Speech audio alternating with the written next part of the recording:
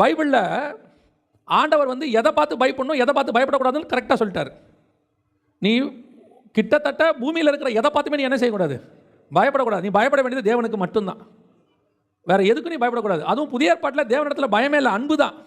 அவருடைய பராக்கிரமத்தை கண்டு பயப்படணும், அவருடைய பரிசுத்தத்தை கண்டு பயப்படணும், அது வேற. இந்த மாதிரி என்னால் இருக்க முடியல ஆண்டவரே, அது வேற. இன்னைக்கு நமக்கு எது மேலே இருக்குது பயம்? எதுக்கு எடுத்தாலும் பயம். காத்த கண்டா பயம், கருப்பை கண்டா பயம், சுடுகாட்டு பக்கம் போன பயம், எல்லாத்துக்கும் பயம். இன்னைக்கு நம்ம அப்படி தான் இருக்கிறோம். ஆவிக்குரியவங்க அப்படி இருக்கிறாங்க, அதான் ரொம்ப முக்கியம். ஆனால் வெளியே பார்க்கும்போது ஸ்பிரிச்சுவல் ஆவிக்குரிய சபை பாடும் போதெல்லாம் கம்பீரமாக பாடுறது எல்லாம் பண்ணுறது, ஆனால் தனியாக நைட்டு வீட்டில் தூங்க மாட்டாங்க.